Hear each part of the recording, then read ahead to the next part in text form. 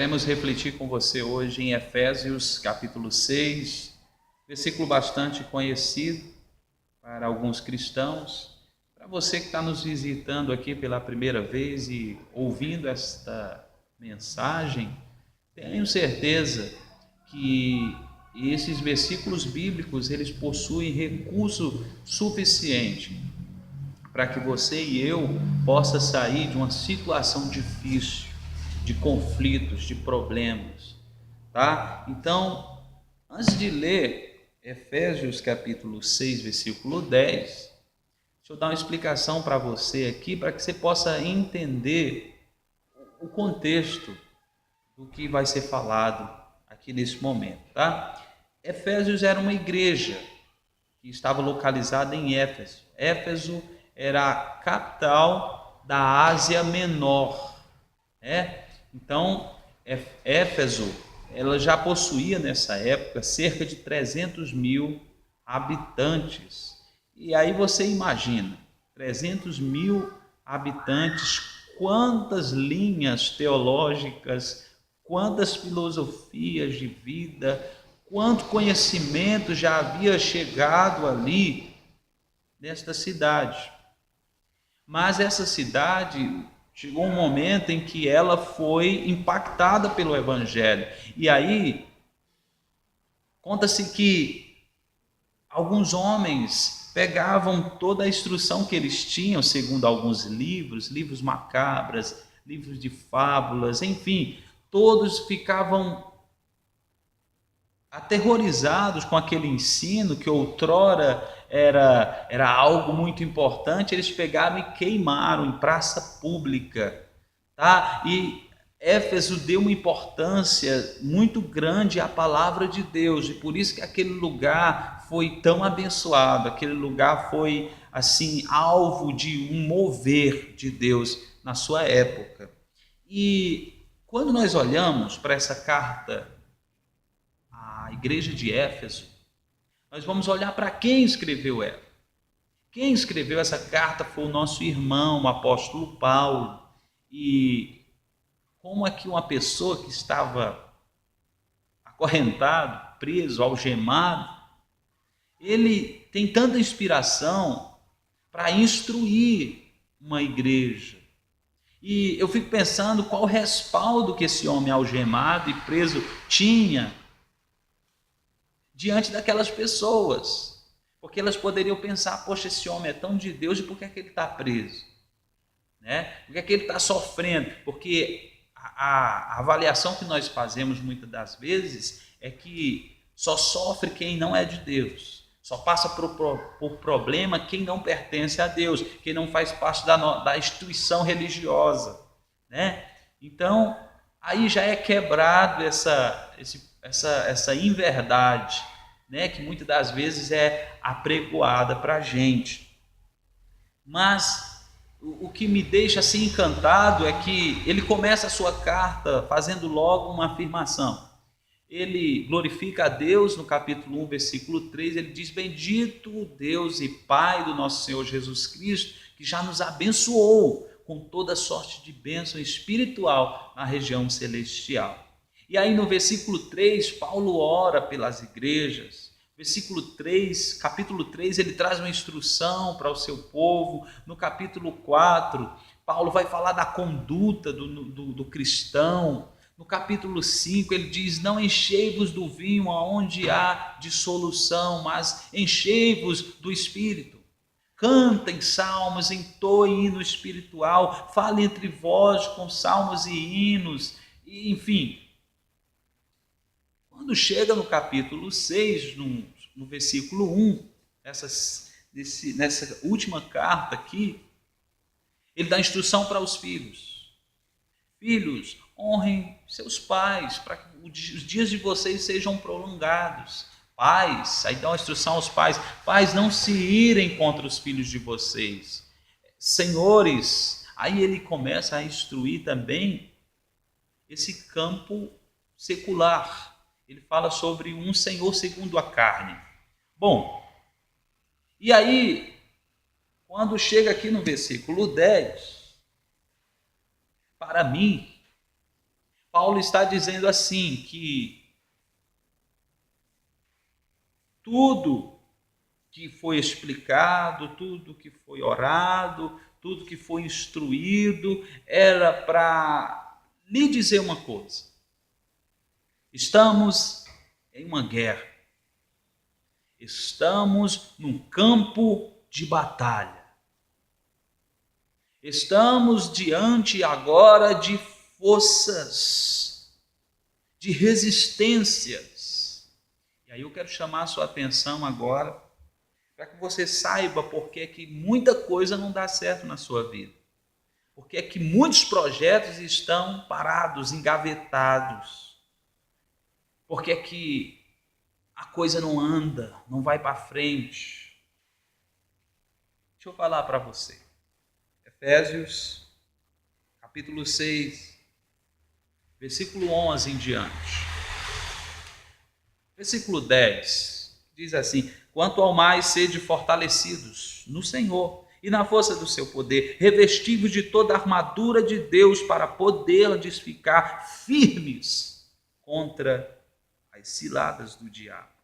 Porque a nossa luta não é contra a carne e o sangue, e sim contra os principados e potestades, contra os dominadores deste mundo tenebroso, contra as forças espirituais do mal nas regiões celestes.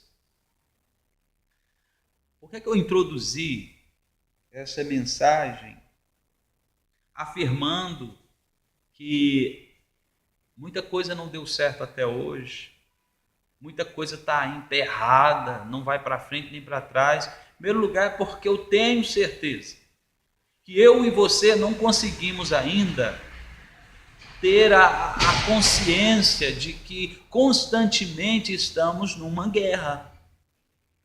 Às vezes a gente fica brincando, às vezes a gente está fazendo da nossa vida, do lugar onde nós estamos, um picadeiro. Nós estamos brincando muito, nós não estamos levando a sério. O mundo espiritual, ele é muito real. Está dizendo aqui que para estar enfrentando o dia a dia, enfrentando a nossa vida, é necessário que aconteça uma coisa: ser fortalecido no Senhor e na força do seu poder. Como é que a gente faz isso? O que é que Paulo quis dizer com isso? Ele diz: revestivos de toda a armadura de Deus. E aí eu começo a lembrar que o apóstolo Paulo, ele era um cidadão romano. E aí essa figura que ele usa, ele está usando a figura do soldado romano. E aí ele fala de capacete, ele fala de escudo e por aí vai. Lá na frente ele está falando sobre isso. Para poder ficar firmes contra as ciladas. Essa palavra cilada, certo? No grego ela tem um outro sentido, que, para ficar bem claro aqui para a gente, ela significa métodos, certo? Métodos, estratégias, são ciladas, certo? E aí, quando a gente anda mais um pouquinho, diz que a nossa luta não é contra a carne e contra o sangue. Ou seja, o nosso problema, querido, querida, não é contra o nosso esposo, não é contra a nossa esposa, não é contra o nosso filho, não é contra o nosso líder espiritual, não é contra o nosso irmão, não é contra patrão, não é. Agora, as ciladas são bem articuladas, e aí existem os seus meios, e aí existem as suas estratégias. E aí, o diabo, que a Bíblia chama a antiga serpente, chama também de maligno, de adversário, ele é o chefão dessa turma aqui que a Bíblia está chamando de principados, versículo 12, principados e potestades. É uma corte caída, uma família caída, porém que entende muito bem do mundo espiritual, que sabe articular muito bem um plano contra os seres humanos, que já usou de diversas vezes 1001 maneira de te derrubar, de acabar com você, de travar a sua vida. É por isso que você precisa se fortalecer no Senhor e na força do seu poder, o poder do Senhor. E aí, como é que a gente se fortalece no Senhor? Você, nesse exato momento, você está usando um elemento,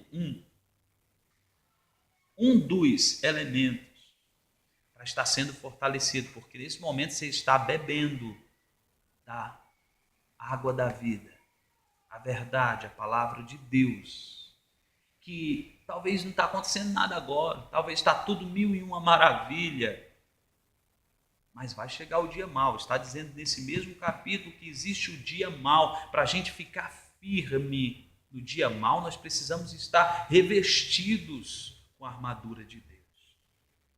E como é que se reveste da armadura de Deus? Quem são os principados, as potestades, os dominadores? Eu já falei, é uma corte caída. A terça parte, olha, a Bíblia diz que existe milhares de milhões de anjos. Aí imagina que uma terça parte deles caíram e estão aqui. Estão sob o domínio da antiga serpente. Estão sob o domínio de Satanás, o seu adversário. Ele é que é seu adversário. Não é carne e sangue seu adversário, é ele. Ele é que articula planos contra a sua vida. Como é que nós vamos fazer? Ele diz aqui, tomai toda a armadura de Deus, versículo 13, para que possais resistir no dia mau. E depois de ter vencido tudo, permanecer inabalável. Essa armadura não é para eu desafiar. Essa armadura não é para eu mostrar que eu sou um Superman gospel. Essa armadura é para que eu possa resistir. É para que eu crie resistência contra o adversário. Estais, pois, firmes, cingindo-vos com a verdade e vestindo-vos da couraça da justiça. Couraça da justiça. Que é isso? Que veste é essa? Nós vamos ver agora. Muitas vezes a gente começa a se vestir de cima para baixo. Mas aqui em Efésios nós vamos ver essa figura do homem revestido, começando a se vestir de baixo para cima. Ele começa aqui no versículo 15 dizendo, calçai os pés. Os pés é o lugar mais baixo do corpo. Calçai os pés com a preparação do evangelho da paz. Eu pergunto para você, a sua vida hoje, ela está alicerçada em quê? Qual é a estrutura que está segurando você? Qual a plataforma que você tem construído a sua vida?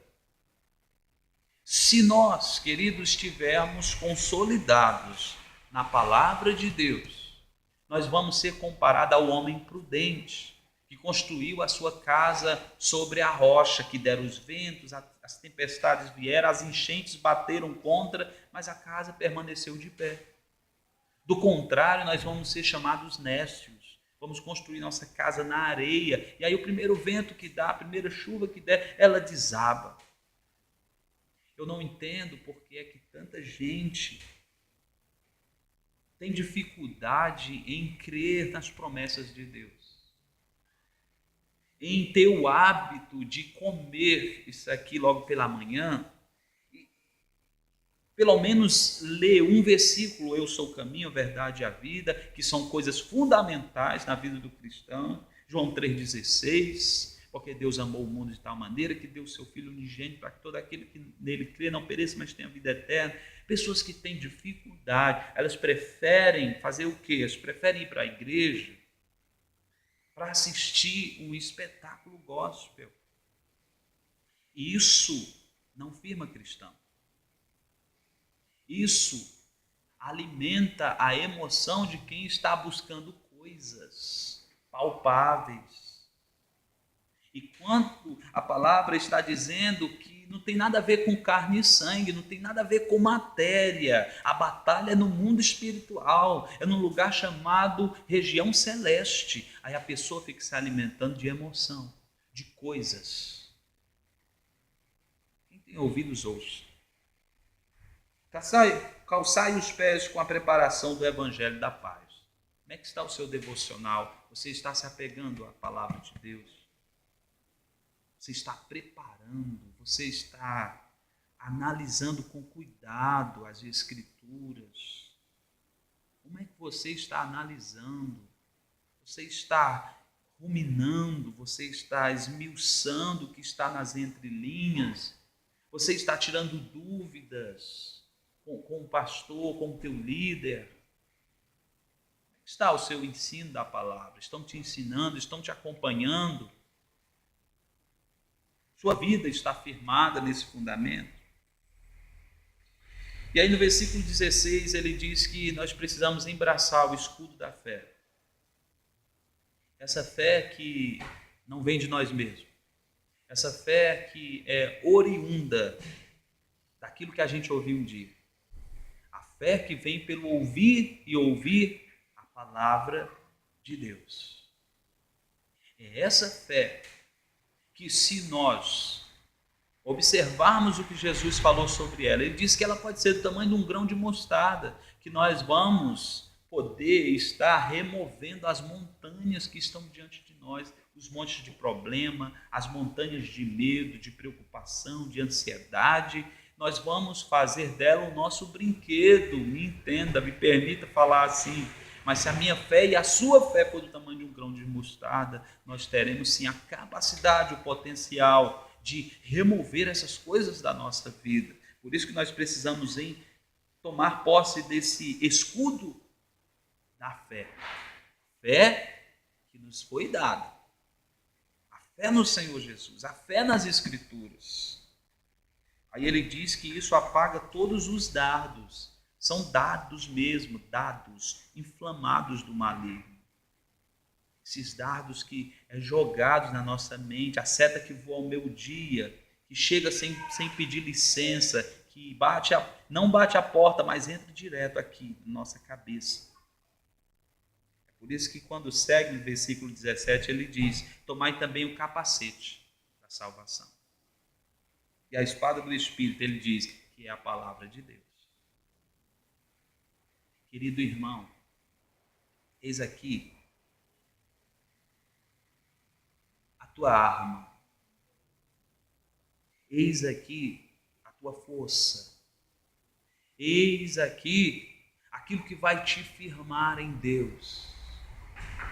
Eis aqui o mistério que está à tua disposição, para que você entenda toda a falta de compreensão que você tem quando as coisas dão errado, quando as coisas não andam. Talvez você não sabia, mas você está numa guerra. Existe um adversário articulando planos para acabar com sua vida. Ele te odeia. Existe potestades, principados, dominadores enganando você, usando situações, usando circunstâncias, usando argumentos, usando filosofias, usando ensino que ninguém sabe de onde vem, para tirar você da verdade de Deus, tirar você da rocha eterna que é Deus. É por isso que você tem que andar armado. Por isso você tem que andar preparado. Por isso que você tem que estar pronto. Como é que eu vou estar pronto?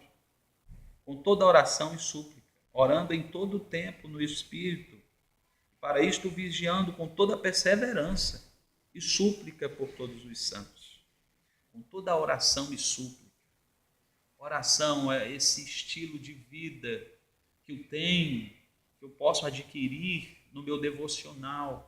Orar por todos os santos, orar todo o tempo. Isso eu posso fazer durante o meu dia, sem abrir minha boca. Mas eu posso estar no Espírito, na região celestial, Senhor. Livra-me de todos os males.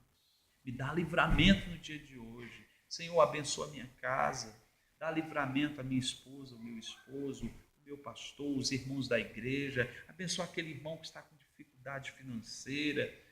Sabe, queridos, esse é um comportamento que eu e você precisamos já colocar em prática.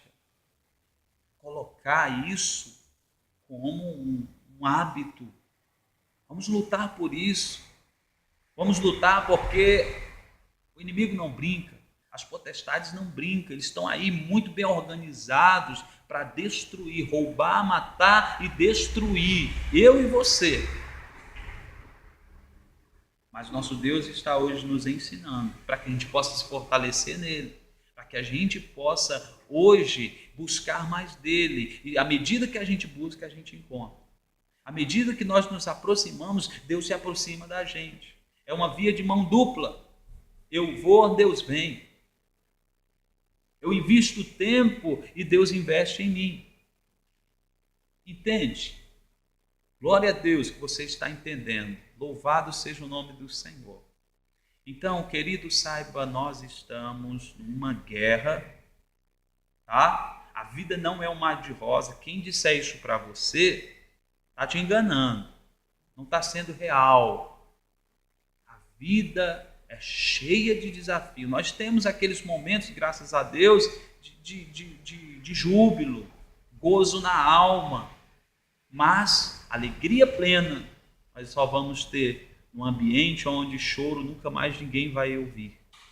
Lágrimas nunca mais irão escorrer de dor. Dor ninguém vai ouvir mais falar. Problema também vai cessar. Mas isso lá na Jerusalém celestial. Mas até lá nós estamos numa guerra. Saiba disso, que eu e você possamos nos revestir de poder, autoridade de Deus, para resistir no dia mau. Fica com Deus, que o Senhor te acompanhe nesse dia, vá em paz. O Senhor guarde a tua entrada, a tua saída desde agora e para sempre. Amém.